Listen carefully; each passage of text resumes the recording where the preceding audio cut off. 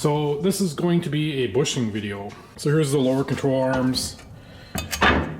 These bushings, they're really not that bad. I mean, this one's starting to get a little dry rotted, but at least it's keeping stuff centered. So I was studying these pieces. I've determined that the two lowers, they get the same part number. So those pieces are the same. The uppers, there's a A2 and a B2. They look pretty identical to me as well. I got this kit here from Summit and I'm studying it, and you know, the edge of this bushing is worn down pretty good. It's like, is that gonna be too big? Let's see, so we can look here. Yeah, that fits in there fine. Or something like this maybe. How do we get them out of there? And I've made videos in the past where I've heated this up and basically melting this out, and then you get a hollow shell. Then you can cut it. So I actually read the instructions here, and this is saying to heat it just until the bond is broken with the rubber, and then push out the rubber. I can tell you it's not quite that easy. It says if you have shells, you should be using the shells. Well, we got shells. I'm not doing this over the driveway. This is gonna make a huge mess.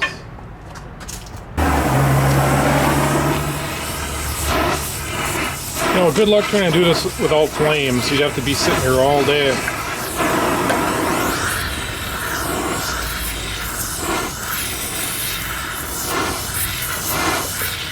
I already got flames.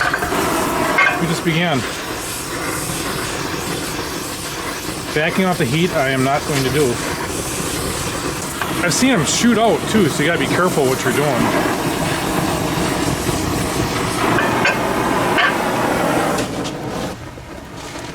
I highly doubt that's enough heat, but let's find out.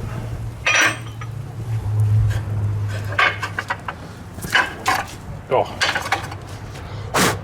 Plenty of heat. Look at that. Alright, maybe they're right. Too much heat.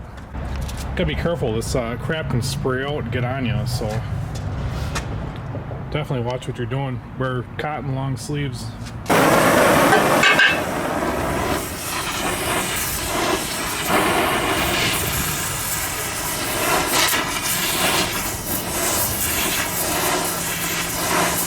That last one fought me. Had the lighter up.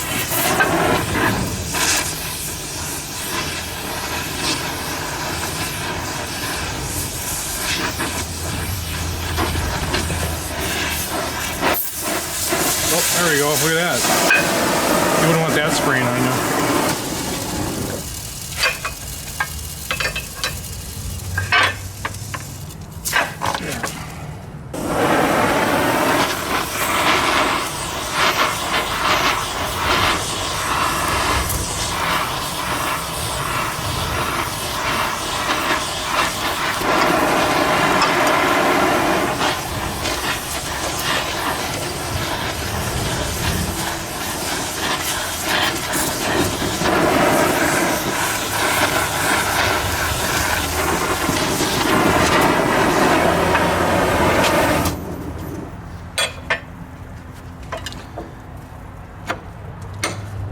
See, like this one is fighting me. I don't like it.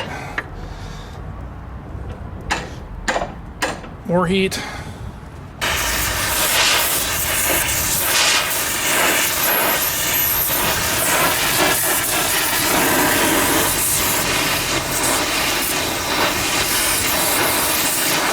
You could probably take a torch and cut these shells right out of here if you're good enough with one. Double geyser.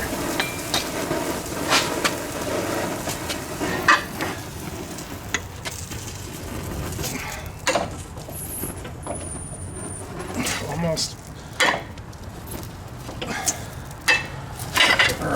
Pop back on me. I think I'm just gonna take that torch and then cut a big notch in here so it's completely weak, and we'll try it. Just cut a ton out of there, particularly on the side without the flange. So I should be able to pop that out first, and then maybe we can drive the side with the flange out while supporting all the way around it, so I'm not bending up this arm. Oh yeah, see, it's coming right out now.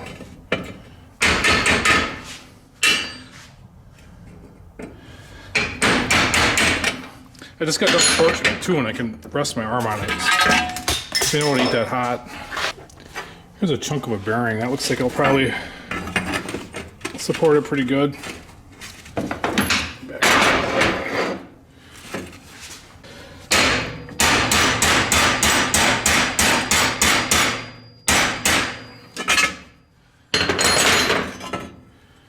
Oh, we got some movement.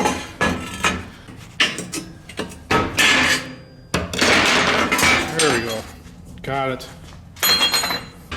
Alright, that was some screwing around, but I got it out without making any nicks in here, making this arm weaker. I'm going to cut a spacer for preventing the control arms from collapsing when I press in the new bushing shells. I got this at roughly 1.25 inches.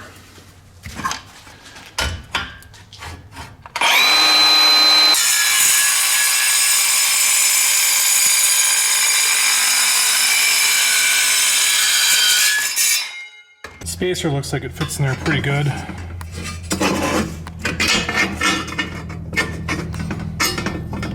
Just has to touch in a couple points to keep this arm from collapsing.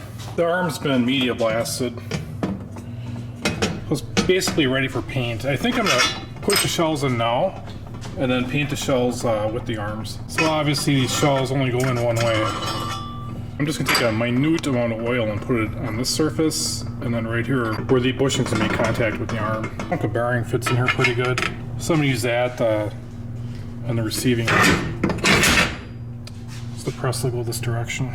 I was thinking about doing this with a ball joint press, but I think I'm just using my regular press because it's right there and set up. It took a little off the spacer so it'd fit better. I'm going to put it in this way.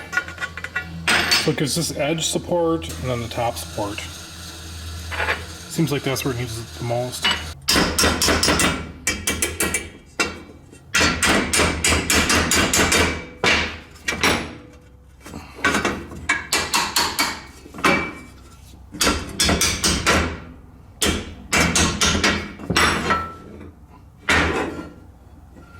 Yeah, something just like that. This race is kind of stuck on her now a little bit. There we go.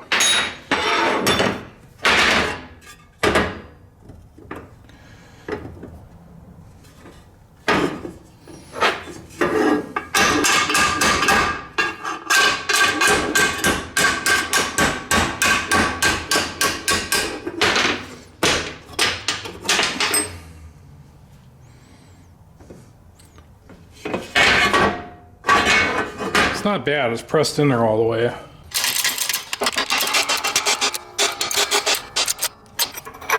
Pretty much getting the same results with all these. It seems like they're cupping in just a little bit here. I think these will be perfectly fine, just like this.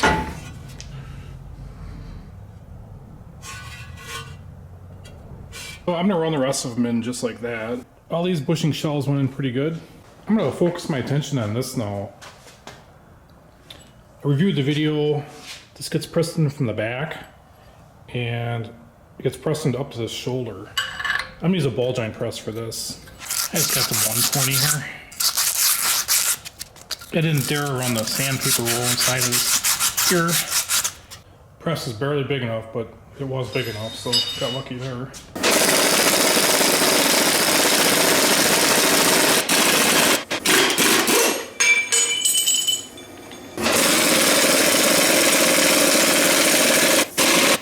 So next I'm going to mask this and the other side because I don't want to get paint inside of it. And I'm going to paint these parts. And then after it's painted, I'm going to lube all these bushings up with this lube they supplied. Push them in, push the centers in all lubed up. And then on the opposite side of this flange, looks like I have two selections here of types of spacers. You'd put a spacer in to help control arm deflection. Kind of looks like an energy suspension number to me. I wouldn't be surprised if they're making this kit for Summit. These are probably for the rear end, I would think. So that would go on or something like that to help prevent deflection. And the last thing I think I should comment on is I'm going to torque these all down, the bolts that go through these, after the weight of the car's on it. So we're chipping along here. I got pretty much everything ready for paint. I gotta mask all these off yet and wipe them down while my grease prints off of there. Gotta do just a little bit more work to this. Probably wipe it down again with some lacquer thinner. Then I brought my paint rack inside so it can dry off and I can hang as many parts on as possible. This flash here looks like it's pretty easy to knock down. Thinking about it. I'm gonna see what I can do with these now. I think I'm gonna leave most of the weld. Just try to get all this excess overlay off. I just took off the flash all the way across the top here. Couldn't help myself. I think I'm gonna take my Rolock and see if I can blend this a little bit better. This cast metal cleans up really fast. I could polish the whole thing if I wanted to. I saw Paul do it once on a Dana 60, polish the whole rear end. I want it to look original though, so I'm not gonna do that. There was a casting seam on the top, I took that off. Got most of the weld spatter off of it. I had to use the die grinder to get in here. I'm gonna show you this axle code. I don't know if you can see it. Looks like AC and then a number. So it shouldn't be too long, and then this will be a true roller again. Thanks for watching.